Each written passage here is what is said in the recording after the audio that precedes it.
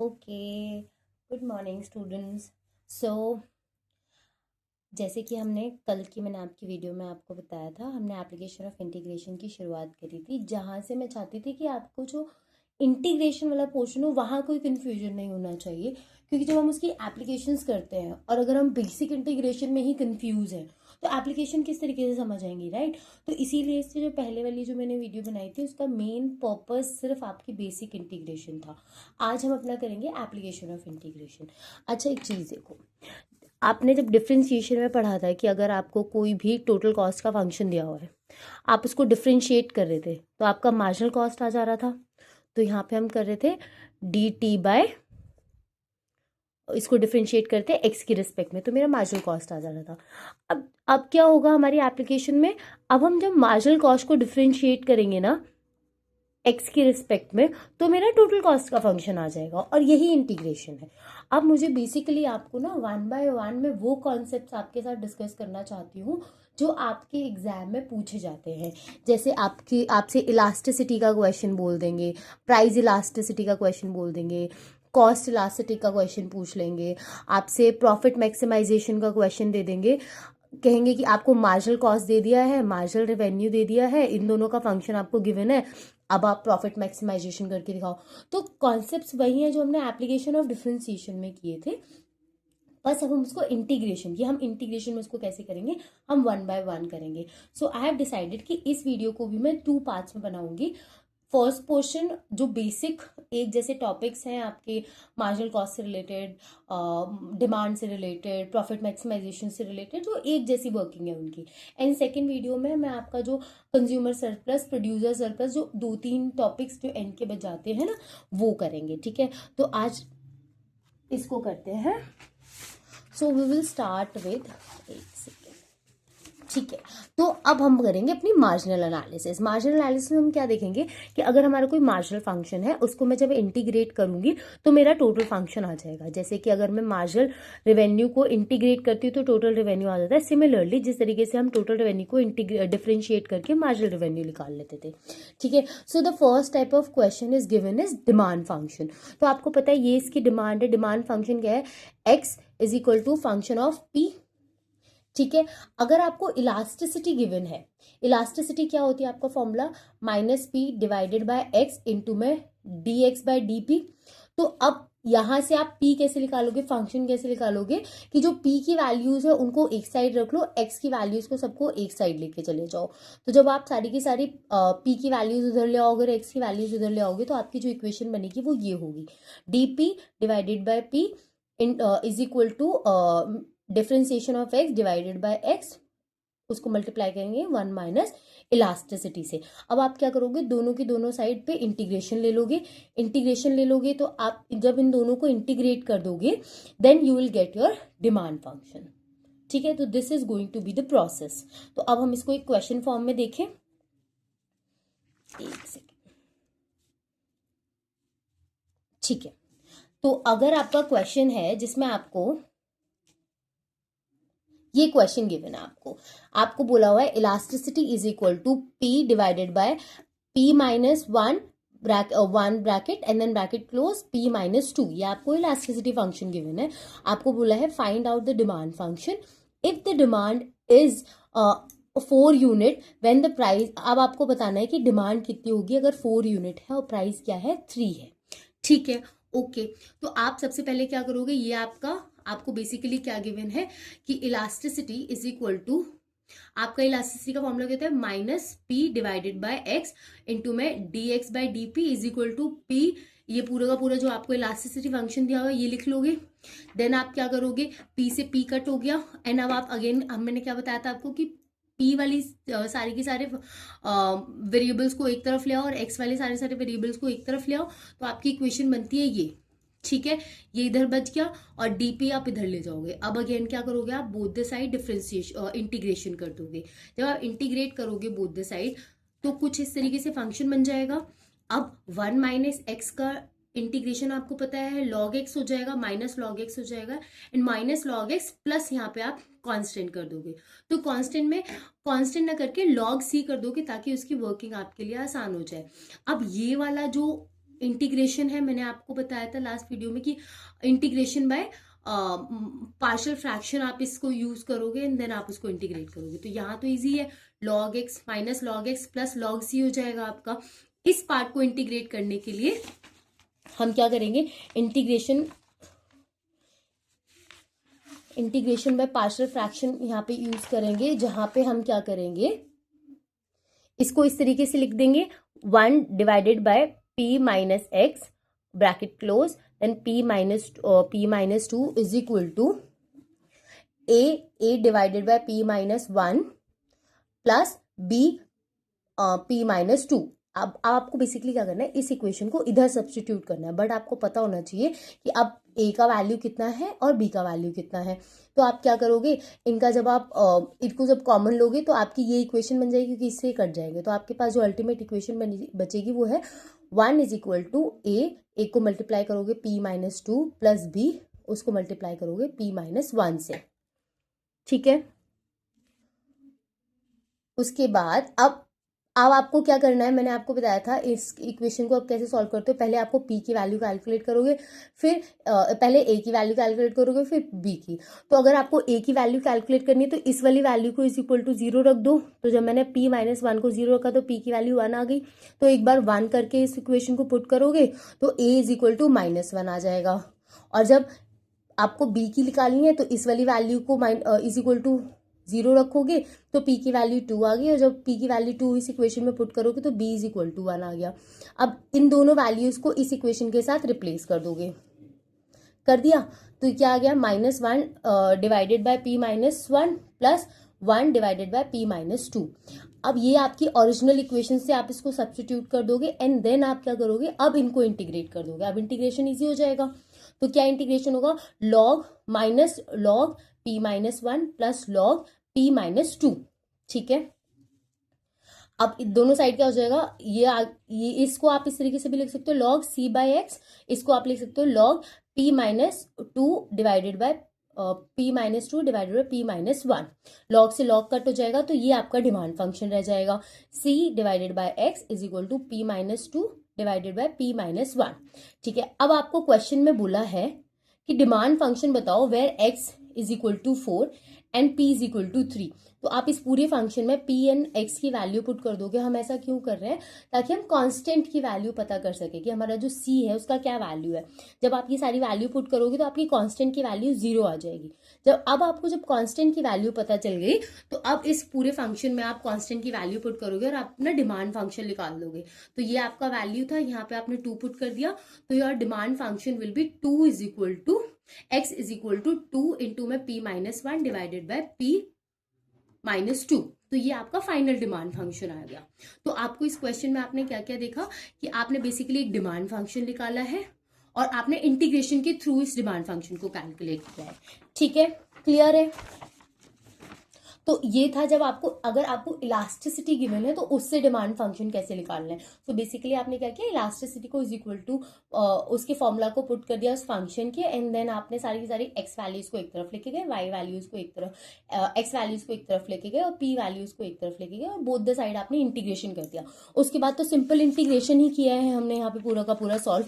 और जब आप सारे का सारा सॉल्व कर लोगे तो आपको एक्स, फिर आपको यहाँ पे सी का फंक्शन निकालना होगा। सी की वैल्यूज आपको फाइनल, अगर आपको कोई भी फंक्शन निकालना है, चाहे आपको टोटल कॉस्ट फंक्शन निकालना है, टोटल रेवेन्यू फंक्शन निकालना है, आपको सी का वैल्यू जरूर कैलकुलेट करना पड़ेगा। तो यहाँ पे सी का वैल्यू कैलकुलेट करने के लिए मैंने आपको क्वेश्चन में गिवन था एक्स मतलब यूनिट 4 प्राइस 3 पे क्या होगा आपका कॉस्ट डिमांड फंक्शन।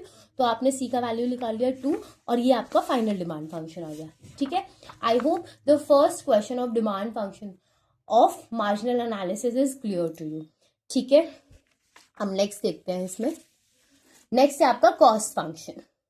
ठीक है, अब कॉस्ट फंक्शन में अगेन आपका बेसिकली क्या होगा कि आपको मार्जिनल कॉस्ट से रिलेटेड क्वेश्चंस गिवन होंगे या फिर इलास्टिसिटी ऑफ कॉस्ट गिवन होगी और वहां से आपको कॉस्ट का फंक्शन कैलकुलेट करना होगा। तो इस टॉपिक से आपके 2 तरीके के क्वेश्चंस आएंगे। ठीक है, तो सबसे पहले हम मार्जिनल कॉस्ट का फंक्शन क्वेश्चन देखते हैं। जैसे कि आपको क्वेश्चन में गिवन है elasticity of cost is given EC is equal to 5x divided by 2 में 5x प्लस 9। ठीक है, आपको निकालना है total cost. Average cost given that fixed cost is 18। तो अब आपको ये जो फिक्स्ड कॉस्ट इज 18 दिया है, ये आपको सिर्फ इसीलिए दिया है कि एट द एंड जब आपको सी का वैल्यू निकालना हो तो आप निकाल सको। ठीक है, तो अगेन आप क्या करोगे, इलास्टिसिटी आपको इतनी गिवन है इज इक्वल टू उसका फॉर्मूला, इलास्टिसिटी का फॉर्मूला क्या होता है, x divided by C multiply उसका डिफरेंशिएशन x के रिस्पेक्ट में। ठीक है, अब आप क्या करोगे, c की वैल्यूज को एक साइड ले जाओगे और x की वैल्यूज को एक तरफ लेके चले जाओगे, तो वैल्यूज कुछ आपकी ऐसी हो जाएंगी, 1 minus C is equal to 5 to 5x minus 1 5x plus 9। ठीक है, अब दोनों की साइड आप क्या करोगे, इंटीग्रेट कर दोगे। जब आप इंटीग्रेशन करोगे उससे पहले आप चीजों को क्या है, सिंप्लीफाई अच्छा ठीक है, अब इसको समझो हमने इंटीग्रेशन कैसे किया है। जैसे हमने इंटीग्रेशन बाय सब्स्टिट्यूशन किया था ना लास्ट क्लास में, उसी तरीके से हमने इसका इंटीग्रेशन किया है, जहां पे हमने बेसिकली क्या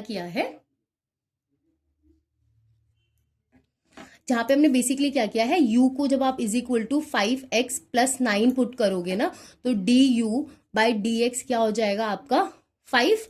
ठीक है, तो basically du is equal to dx divided by 9, तो आप डिवाइडेड बाय 5, तो आप बेसिकली dx की जगह du बाय 5 करके जब ये क्वेश्चन करोगे तो आपका सिंपल क्वेश्चन आपका ये आ जाएगा, प्लस आपका हो गया कांस्टेंट। यहाँ पे मैंने कांस्टेंट k लिखा है क्योंकि हमारा कॉस्ट फंक्शन भी हम जनरली c लिखते हैं, तो वो कंफ्यूजन नहीं होना चाहिए।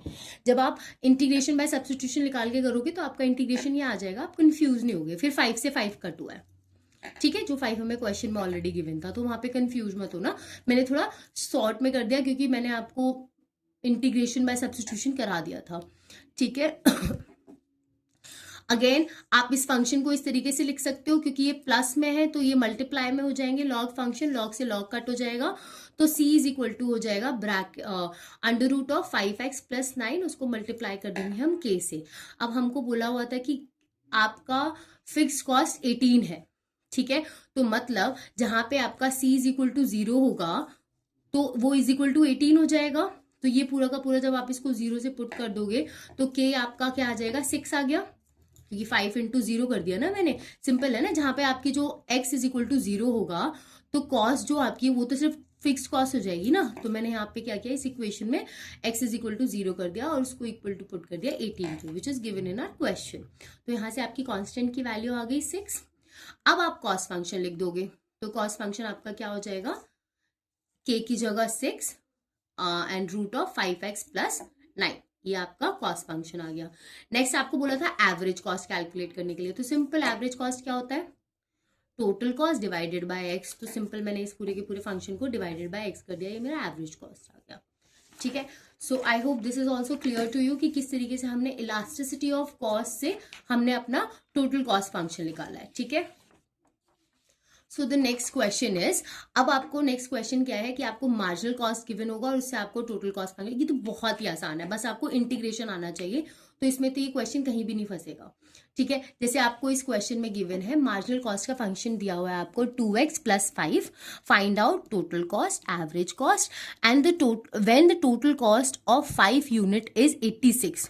तो आपको क्वेश्चन में गिवन है कि आपका जो टोटल कॉस्ट है, अगर जब वो x इज इक्वल टू 5 होगा तो आपका जो when the total cost of 5 unit is 86, तो वो आपकी 86 होगी। ठीक है, okay. Also find out the level of output where your per unit cost is minimum. ठीक है, तो आपको basically minimum per unit cost भी निकालनी है। ओके, चलो देखते हैं। ठीक है, तो ये आपको पता है टोटल कॉस्ट क्या होगा, इंटीग्रेशन ऑफ मार्जिनल कॉस्ट का फंक्शन। मार्जिनल कॉस्ट का फंक्शन क्या गिवन है आपको, 2x प्लस 5, उसको आप इंटीग्रेट कर दोगे x के रिस्पेक्ट में, तो जब आप इसको x के रिस्पेक्ट में इंटीग्रेट करोगे तो 2 into x square divided by 2 plus 5x plus c हो जाएगा, तो 2 से 2 कट हो गया, तो आपका टोटल कॉस्ट का फंक्शन कितना आ गया, x square plus 5x plus c। अब आप अगेन आपको c का वैल्यू निकालना है, तभी तो आप टोटल कॉस्ट का पूरा फंक्शन दे पाओगे। तो टोटल कॉस्ट आपको गिवन है, जब 5 यूनिट पे 86 है, तो मैंने क्या किया, x की वैल्यू 5 पुट कर दी इस फंक्शन में, उसको इज इक्वल टू 86 रख दिया, तो मेरी c की वैल्यू आ गई 36। तो अब ये मेरा टोटल कॉस्ट का फंक्शन है।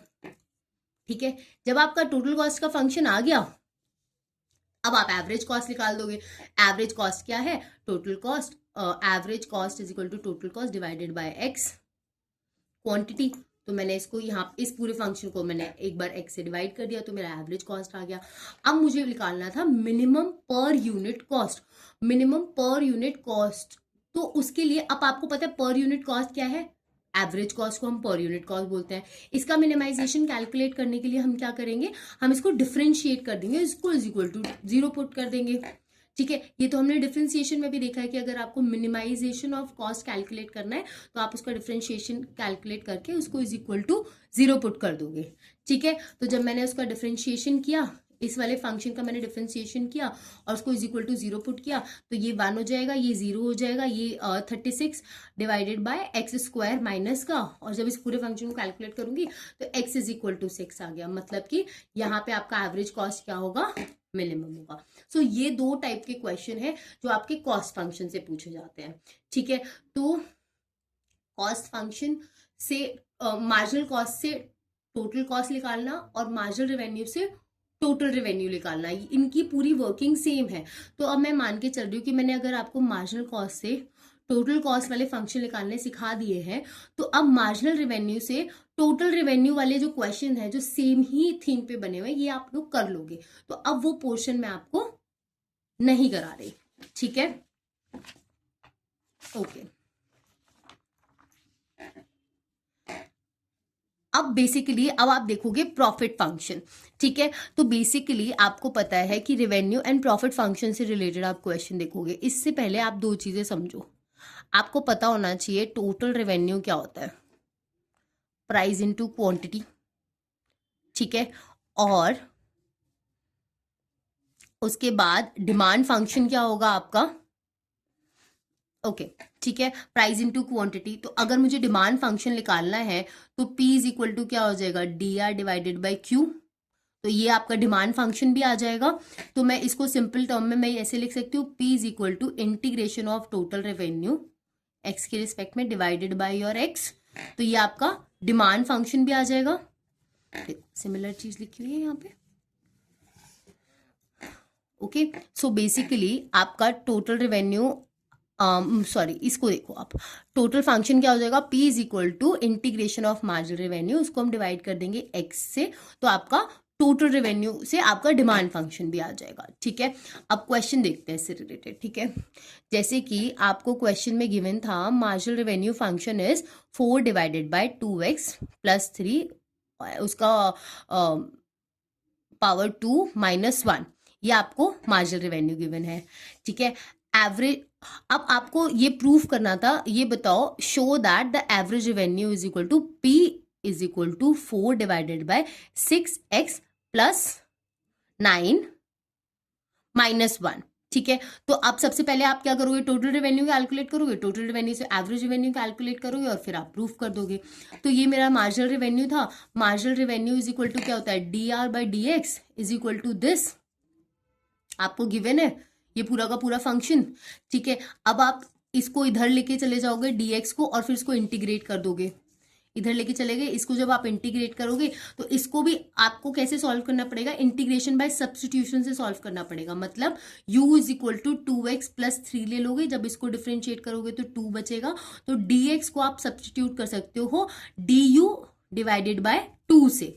ठीक है, इसीलिए मैंने कहा था आपके अगर इंटीग्रेशन के कॉन्सेप्ट पहले शार्प कर लेना, अगर आपने पहले किया भी तो पहले उसको रिवाइज करो, उसके बाद ही एप्लीकेशन कर पाओगे। ठीक है, तो अब जब आपने इसको सब्स्टिट्यूट किया तो ये 2 से 4 कट हो गया, और फिर अब आप इसको जब इंटीग्रेट करोगे, इस पूरी को पूरी सॉल्व करोगे, ये -1 का तो x आ गया, और इसको आप डिफरेंशिएट, आप इसको इंटीग्रेट कर दोगे तो ये इसकी पावर -2 प्लस 1 हो जाएगी और डिवाइडेड बाय भी -1 हो जाएगा। तो फाइनल जो आपके पास टोटल रेवेन्यू का फंक्शन आएगा -2 divided bye 2x plus 3 minus x plus c। ठीक है, अगेन आपके पास क्या आ गया, प्लस c।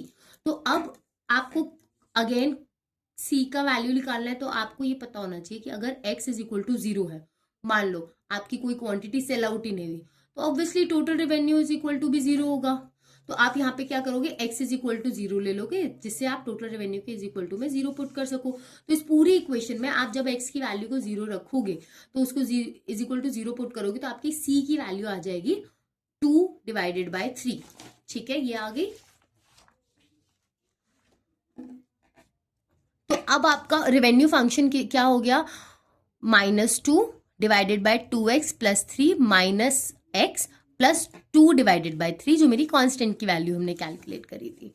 ठीक है, अब एवरेज रेवेन्यू कैसे लिख लोगे? आपका total revenue divided by x, तो मैंने इस पूरी इक्वेशन को फिर मैंने x से डिवाइड कर दिया। अब इस एवरेज रेवेन्यू से अब आपको प्रूफ करना था कि एवरेज रेवेन्यू ये है, तो मैंने सिंपल इसको कुछ नहीं किया, मैंने सिर्फ इसको सॉल्व आउट किया है। जैसे कि आपको पता है total revenue is equal to P into X, X तो आपको गिवन ही था, ये पूरी की पूरी इक्वेशन गिवन थी, तो मैंने x से x कट कर दिया, इस x से x कट कर दिया। सिंपल इक्वेशन में अब एक तो ये बचा, एक ये बचा, साइड में 1 लिख दिया और इसको सिंप्लीफाई कर दिया। यहाँ पे मैंने इसमें से कॉमन ले लिया, 2x प्लस 3 इंटू में 3x। ठीक है, अब यहाँ पे पूरा का पूरा वैल्यू है, 3 नहीं गिवन है तो 6, मतलब इसको पूरा आप सिंपल कर दोगे तो आपका ये जो एक्चुअल में आपको प्रूफ करना था ना इस क्वेश्चन में, ये देखो इस क्वेश्चन में आपको बोला था ना प्रूफ करने के लिए, प्रूफ करो है आपका क्वेश्चन, हाँ प्रूफ करो एवरेज रेवेन्यू आपका ये है। तो जब आप इस पूरी इक्वेशन को सॉल्व आउट करोगे ना तो आपका आ जाएगा P is equal to 4 divided by 6x plus 9 minus 1। ठीक है, क्लियर है? तो एक तो आपके मार्जिनल रेवेन्यू का एक ये थोड़ा मुझे डिफरेंट क्वेश्चन लगा था तो मैंने ये करा दिया। ठीक है, अब one of the very important topic जो मुझे आप लोगों को कराना है इस चैप्टर का, जहां पे आप प्रॉफिट मैक्सिमाइजेशन की बात करते हो। अगेन जो हम मैंने आपको बताया था पार्शियल डिफरेंशिएशन में भी बाइवेरिएट एनालिसिस, जहां पे आप मैक्सिमाइजेशन एंड मिनिमाइजेशन की बात करते हो। एप्लीकेशन ऑफ डिफरेंशिएशन में भी बहुत इंपॉर्टेंट होता है जब आप मैक्सिमाइजेशन एंड मिनिमाइजेशन की बात करते हो। ठीक है, लैग्रेंज मल्टीप्लायर की बात करते हो। अगेन इस चैप्टर में भी हमारा ये कॉन्सेप्ट है जहां पे हम मैक्सिमाइजेशन एंड मिनिमाइजेशन की बात करते हैं और इससे क्वेश्चन आपके 2018 में 2020 में आए हुए भी हैं, आप बुक में देख सकते हो। ठीक है, तो अब मुझे आपका आज की वीडियो का हमारा लास्ट टॉपिक है जो मुझे आपके साथ डिस्कस करना है। ठीक है, so this is basically profit maximisation and break even point. So profit आपको पता है, प्रॉफिट क्या होता है? Revenue minus cost. ठीक है, and total cost, total profit क्या होगा? Marginal revenue minus marginal cost, इसको मैं इंटीग्रेट कर दूंगी तो बेसिकली मेरा क्या हो जाएगा? रेवेन्यू माइनस कॉस्ट ही हो जाएगा। ठीक है, और इससे पहले मुझे आपको ना एक डायग्राम कराना है। ये डायग्राम देखो, ये दो चीजें आपको रिवाइज करानी है।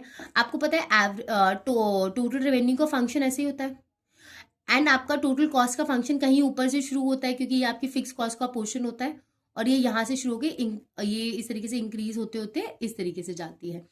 तो इनिशियली जब आपकी टोटल रेवेन्यू कम है, टोटल कॉस्ट ज़्यादा है, तो यहाँ पे आपका प्रॉफिट नेगेटिव में होता है क्योंकि ये नेक्स्ट फंक्शन आपका प्रॉफिट का है। प्रॉफिट नेगेटिव में होता है जब एक दूसरे को कट करते हैं, उसके बाद आपका टोटल रेवेन्यू ज़्यादा है, टोटल कॉस्ट कम है, तो यहाँ से आपका प्रॉफिट इंक्रीज होना शुरू होता है। और जब ये अगेन कट करते हैं तो टोटल रेवेन्यू आपका नीचे जाता है और टोटल कॉस्ट आपका ऊपर जाता है। यहाँ पे देखो, यहाँ पे कॉस्ट ज़्यादा है, रेवेन्यू कम है, तो यहाँ पे प्रॉफिट भी आपका क्या है? नेगेटिव में। तो आई होप ये वाला डायग्राम आपको इकोनॉमिक्स से आपको याद होगा। ठीक है, ओके, अब मैं एक और डायग्राम आपको याद दिला देती हूँ, अगेन बताऊंगी दोबारा से, फिर अगेन दोबारा बताना ही है। आपको याद है आप एवरेज रेवेन्यू करते थे, फिर आप मार्जिनल रेवेन्यू करते थे और आपका कॉस्ट नीचे से कट हो रहा होता था। तो ये याद रखना कि इस पॉइंट के बाद आपका marginal cost is more than the marginal revenue. ठीक है, और आपको पता है ये वाला आपका इक्विलिब्रियम होता था। क्या दो कंडीशन होती थी कि ये दोनों इक्वल होने चाहिए और आपका मार्जिनल रेवेन्यू जो है नीचे से कट होते हुए ऊपर जाना चाहिए। ये दो कंडीशन आपकी प्रॉफिट मैक्सिमाइजेशन की होती थी। तो एक ये डायग्राम और एक ये डायग्राम ध्यान रखना। ठीक है, ओके, चलो इसका एक क्वेश्चन करते हैं। जैसे कि आपको क्वेश्चन में गिवन है आपका मार्जिनल रेवेन्यू का फंक्शन ये रहा, आपका मार्जिनल कॉस्ट का फंक्शन ये गिवन है। आपको क्या क्या बताना है? Determine the profit maximisation output and total output at optimum level. ठीक है, तो सबसे पहले तो आपको मैक्सिमाइजेशन ऑफ आउटपुट बताना है जहां पे आपका प्रॉफिट मैक्सिमम हो। एश्योर द फिक्स कॉस्ट, अगर आपको दिया गया है कि फिक्स कॉस्ट आपकी 0 होगी तो आप बताओ कि आपका टोटल जो है total profit, TP is total profit, हाँ टोटल प्रॉफिट कितना होगा आपके ऑप्टिमम लेवल पे। ठीक है, सो अब आपको याद होगा, जैसे मैंने आपको भी बताया इस वाली डायग्राम की हेल्प से, कि प्रॉफिट मैक्सिमाइजेशन के लिए आपकी दो कंडीशन होती है। एक, आपका marginal revenue should be is equal to marginal cost. दूसरी, आपका differentiation of marginal revenue should be less than the differentiation of marginal cost. Again, जैसे कि मैंने आपको बोला, एक्चुअल में marginal cost is greater and marginal revenue is less. इससे आगे की बात करते हैं हम, डिफरेंशिएशन हम नेक्स्ट स्टेप की तो बात करते हैं ना। तो जो डिफरेंशिएशन है, इन दोनों को जब हम डिफरेंशिएट करेंगे तो ये आपका क्या होना चाहिए, ग्रेटर होना चाहिए। ये आपका ग्रेटर होना चाहिए और ये आपका लेस होना चाहिए, ठीक है। तो second condition, second order condition आपकी ये है, फर्स्ट ऑर्डर कंडीशन आपकी ये है। यहां से आपकी वैल्यूज निकल जाएंगी। सिमिलर जो हम पार्शियल डिफरेंशिएशन में और application of partial differentiation, application of differentiation में करते हैं, दोनों केसेस उस तरीके से है कि फर्स्ट ऑर्डर की कंडीशन है, यहाँ से आपकी एक्स की वैल्यू आएगी और सेकेंड ऑर्डर में आप उसको वेरीफाई करोगे, ठीक है। चलो इस क्वेश्चन को करते हैं। सबसे पहले हमको क्या करना है, प्रॉफिट मैक्सिमाइजेशन बताना है। तो सबसे पहले तो हमको प्रॉफिट पता होना चाहिए। तो फर्स्ट ऑर्डर कंडीशन कितनी है, marginal cost is equal to average cost. जब आप इन दोनों को इज इक्वल टू रख दोगे तो एक्स की वैल्यू, एक्स की सारी टर्म्स को एक साथ ले आओ, तो ये आपकी marginal cost is equal to average cost करने के बाद ये आपका फंक्शन आ गया, ठीक है।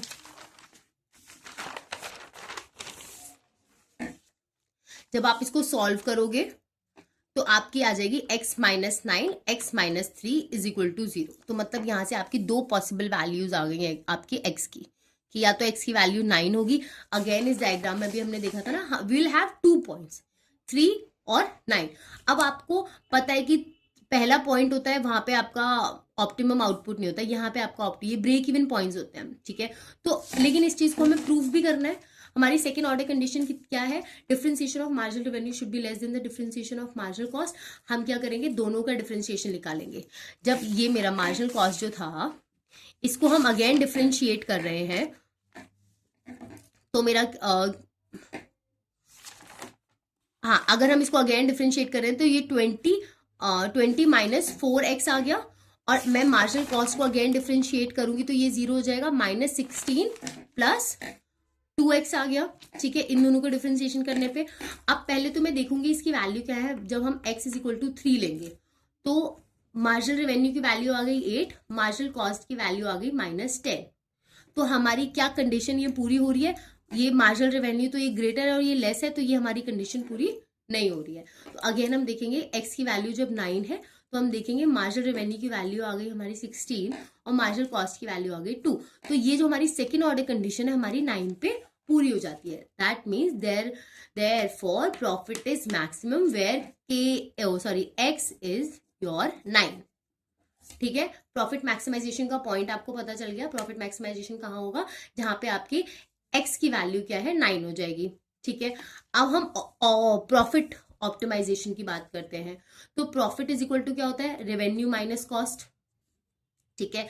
तो अगेन आपका रेवेन्यू, अब आप रेवेन्यू कैसे निकालोगे, मार्जिनल रेवेन्यू को इंटीग्रेट कर दोगे तो आपका टोटल रेवेन्यू आ जाएगा। मैंने आपका जो मार्जिनल रेवेन्यू गिवन था 20x माइनस 2x का स्क्वायर, इसको इंटीग्रेट किया तो आ गया 20x square divided by 2 minus 2x cube divided by 3 plus c। मैंने सिंपल इसको इंटीग्रेट किया है, ठीक है। तो अब आपको पता है x अगर 0 होगा तो your marginal revenue is going to be 0। तो जब आप इन सब में 0 पुट करोगे और इज इक्वल टू 0 रखोगे तो c की वैल्यू भी 0 आ जाएगी। तो इस वजह से आपका टोटल रेवेन्यू का फंक्शन आ गया यहाँ पे, इसको इससे डिवाइड कर दिया तो 10x स्क्वायर माइनस 2/3x की क्यूब प्लस ये तो 0 है ही, ठीक है। तो ये आपका टोटल रेवेन्यू का फंक्शन आ गया। इसी तरीके से मार्जिनल कॉस्ट से आप टोटल कॉस्ट का फंक्शन ले आओगे, इसको आप डिफरेंशिएट करोगे। जो आपका मार्जिनल कॉस्ट का फंक्शन था ना, ये जो आपको क्वेश्चन में गिवन था, जब आप उसको इंटीग्रेट करोगे तो फिर आपका टोटल कॉस्ट का फंक्शन आ जाएगा। तो आपका टोटल कॉस्ट का फंक्शन आ गया ये। अब आपको अगेन क्या करना है, k की वैल्यू निकालनी है। तो उसने बोला है फिक्स्ड कॉस्ट आपको 0 गिवन है, मतलब अगर आप x इज इक्वल टू 0 रख देते हो तो फिक्स कॉस्ट की कुछ वैल्यू आनी चाहिए। मतलब अगर कोई भी यूनिट नहीं बनाते हैं और 1000 रुपए होता है फिक्स कॉस्ट तो इज इक्वल टू 1000 रख देते हैं, लेकिन उसने बोला है फिक्स कॉस्ट 0 है तो हमने उसको इज इक्वल टू 0 रख दिया। तो जब मैं x की यहाँ पे वैल्यू पुट करूंगी और उसको 0 की इक्वल रखूंगी तो मेरी k की वैल्यू भी क्या आ जाएगी, 0 हो जाएगी। इसलिए ये मेरा टोटल कॉस्ट का पूरा फंक्शन आ गया। अब मैं प्रॉफिट निकालने के लिए क्या करूंगी, टोटल कॉस्ट और total revenue minus total cost. तो मतलब मेरा टोटल रेवेन्यू ये वाला फंक्शन माइनस मेरा टोटल कॉस्ट का फंक्शन मैंने कर दिया, तो ये मेरा प्रॉफिट का फंक्शन आ गया। अब प्रॉफिट का फंक्शन, अब आप देखोगे आपने कैलकुलेट किया था कि x इज इक्वल टू 9 है, वहां पे आपका प्रॉफिट मैक्सिमाइजेशन होगा। तो जब आपने इस वैल्यू में 9 पुट किया तो आपका प्रॉफिट मैक्सिमाइजेशन कितना आ रहा है, 0 आ रहा है। अगेन जब आप 3 पुट करोगे ना, x इज इक्वल टू 3, तो ये कहीं नेगेटिव आएगा। दैट मीन्स आपका मैक्सिमम प्रॉफिट इज 0। ठीक है, आप कोई भी इसके अलावा वैल्यू पुट करके भी देखोगे तो वो 0 में ही आ रही होंगी, इसके अलावा और भी कोई पॉजिटिव वैल्यू आएगी नहीं। I hope this is clear to you. This is the first part. मैं एक और पार्ट बनाऊंगी जिसमें आपके और एक दो जो टॉपिक्स इसमें रह गए हैं वो भी करा के मैं आपकी एप्लीकेशन ऑफ इंटीग्रेशन को फिनिश करवा दूंगी। Thank you so much. I hope this is useful for you.